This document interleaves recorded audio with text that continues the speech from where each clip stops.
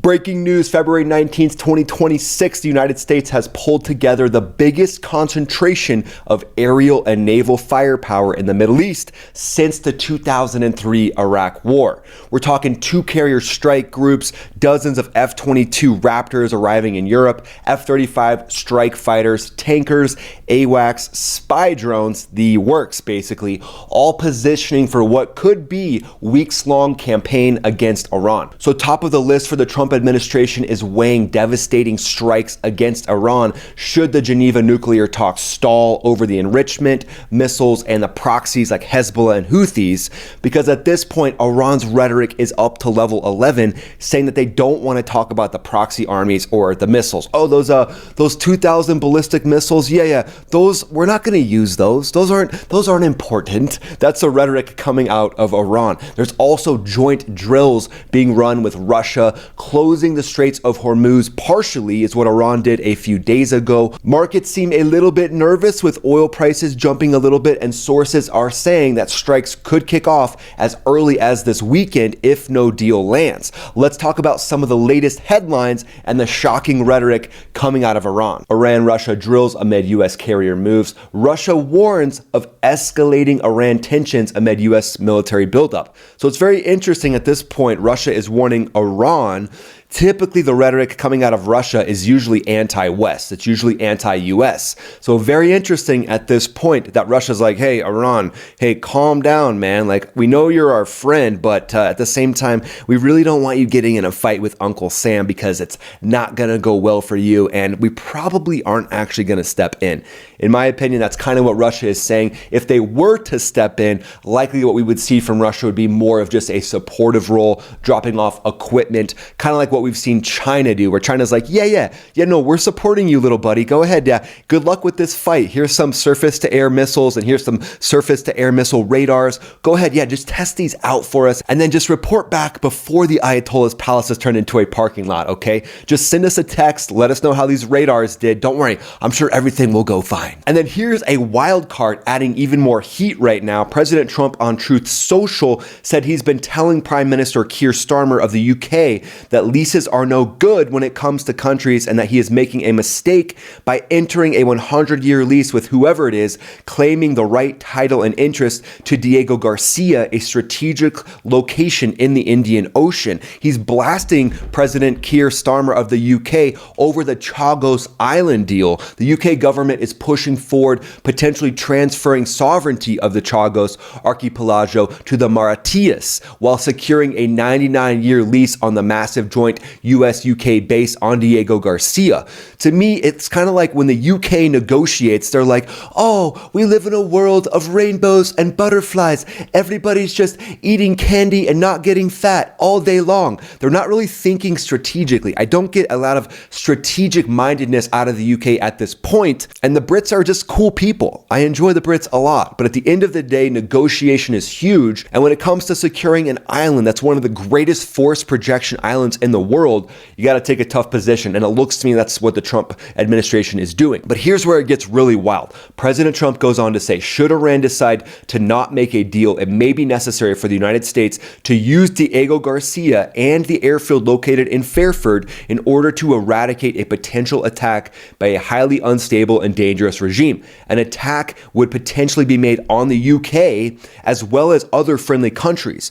Prime Minister Starmer should not lose control for any reason of Diego Garcia. And that brings up a great point, because Iran is likely going to try to strike the UK. The Islamic Revolutionary Guard Corps has deemed that the UK's military is a terrorist organization. And the UK said that the Islamic Revolutionary Guard Corps is a terrorist organization as well. And Islamic Revolutionary Guard Corps is a distinction I want to make in this video. Special thanks to a viewer out there who made that distinction, because the IRGC doesn't represent the people of Iran. Their number one goal is to protect the Ayatollah's fiefdom and keep him in his golden palace and keep him on his golden crapper.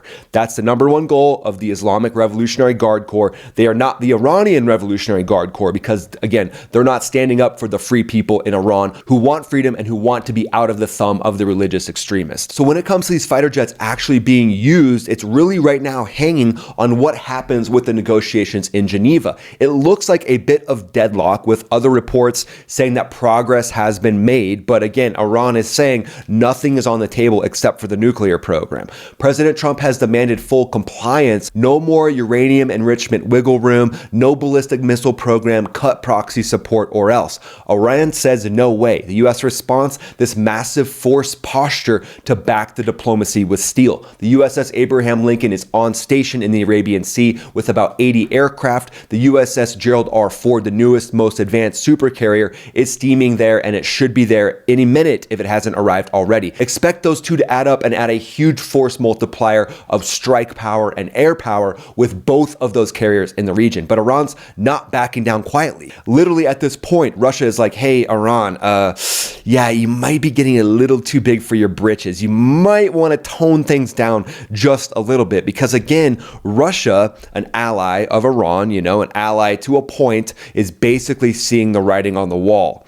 Their intelligence services are seeing this massive buildup of U.S. forces, and Russia's like, hey, Ayatollah, we know you're a religious extremist, and we know no one around you is going to tell you the emperor has no clothes on. Specifically, the president of Iran, puppet of the Iranian regime, is basically going to sit there and tell the Ayatollah that he looks great. Hey, Ayatollah, you should be in the next Top Gun Maverick. You're such a good-looking dude. Basically, the gaslighting that's being done to the Ayatollah and that inner circle itself is just next level. So again, the emperor has no clothes on, and Russia is stepping in and saying, hey, Iran, you might want to think this through before you actually walk off this cliff and you walk right into the biggest swing and you know what on the planet, and that is the massive military buildup that Uncle Sam has brought into the region. But Iran sounds like they're not listening to any of this advice from their friend Russia, because fresh satellite imagery shows fresh concrete shields and soil covering up facilities at the Parchin military complex. This is classic hardening against precision airstrikes.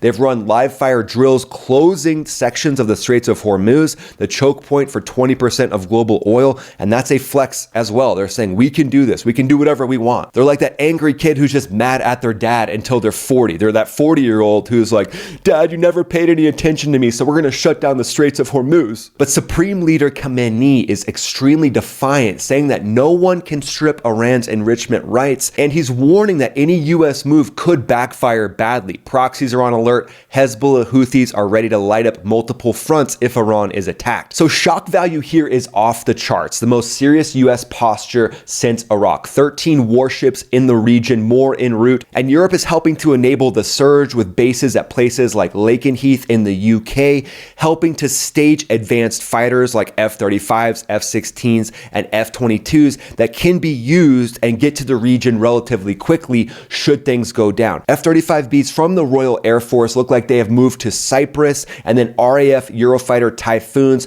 have deployed directly to Al Udeid in Qatar. Those are highly capable jets, and they're there for coalition support. And then seeing all this movement of metal, Russia keeps chiming in that this is unprecedented escalation, and to me, this is why Russia is telling Iran, hey guys, you're like that little annoying chihuahua and you're going up against the Great Dane that's also mixed with a pit bull, so you might not want to go up against the US. And Iran is like, no, we're going to bite their ankles. We're going to bite their ankles so hard that they're going to back down. But this massive and pure air and naval dominance, to me, it screams sustained campaign operations that could literally remove the entire regime of Iran. Especially the fact now that Diego Garcia is in the headlines, because to me that means a lot more metal could move through there any day now. This is like when the Avengers assemble, except all the Avengers at this point are on steroids. So dozens of fighters, F-22s for stealth air superiority, F-35s for multi-role strikes, F-15s and F-16s for support and follow-on strikes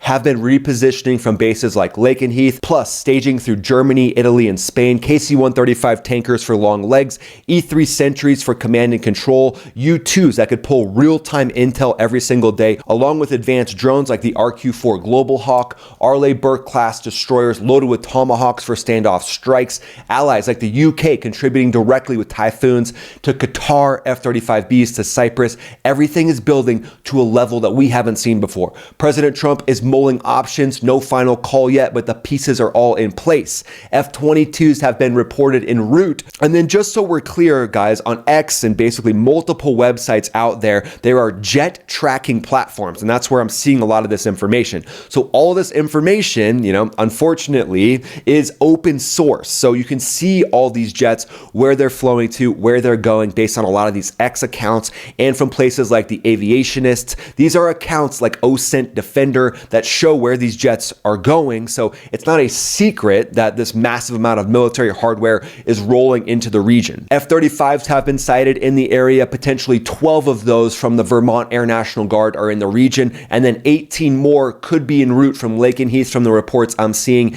F-15Es are located in Jordan, F-16s as well, and then EA-18Gs, F-18s, and F-35s on the Abraham Lincoln, and the USS Ford is going to be an F-18 only capable carrier, and that is ready to go at a moment's notice. And then don't forget, B-2 bombers can launch and actually fly campaigns from right here in the United States. So let's talk about some of the weapons that could be used should this go down. Tomahawk cruise missiles are going to be one of the biggest things that could be used. 1,000-mile range with a 1,000-pound warhead. Block 5 variants have anti-ship modes, and they also have loiter modes where they can fly around and wait for follow-on tasking. And then all these different fighter jets would be loaded out with JDAMs. Those are Joint Direct Attack Munitions for you acronym junkies. Those have GPS kits that turn dumb bombs into smart bombs for all-weather accuracy. And then SDBs, small diameter bombs, great for picking off high-value targets. Let's say IRGC commanders, those Islamic Revolutionary Guard Corps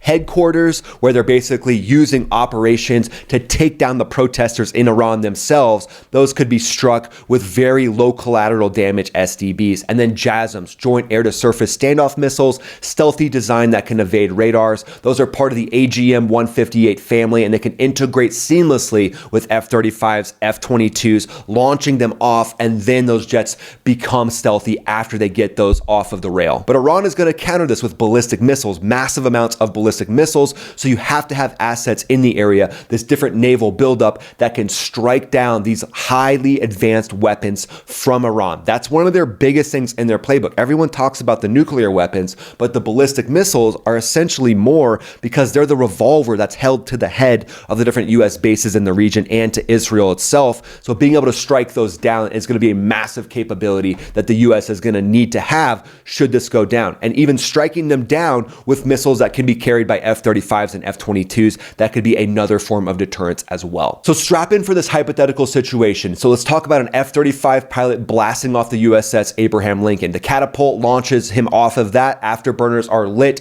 and he climbs up to 30,000 feet over the Arabian Sea. First task, vector to intercept an Iranian drone swarm. Locks up 3 of those Shahed drones and splashes them with anti-drone rockets. Those rocket pods are on the wing, along with Joint Air-to-Surface Standoff Missiles. 3 drones down, boom, boom, boom, just like that. Then the F-35 pilot pushes inland. He's in stealth mode now, and he's engaged. He drops a pair of Joint Air-to-Surface Standoff Missiles on key IRGC command control nodes. Those streak in at low altitude, evading radars, and crater the bunkers. But then Iran's got something else up their sleeve. An Iranian F-14 Tomcat blast off. It gets lucky, it gets airborne, but there's a visual engagement ROE in effect, rule of engagement. So he has to go in and get a visual ID. He sneaks in stealthily from behind, does a high to low intercept, intercepts the F-14, pulls up behind it, and then opens up that 25mm cannon, unfortunately shredding that beautiful F-14, which belongs in a museum. Another option would be get on the radio and tell that F-14 pilot, hey, come land at this base in UAE and you won't be shot down, because we're going to need that F-14 for Top Gun 3 Maverick. So this could be a situation that we see, maybe minus the Hollywood part at the end,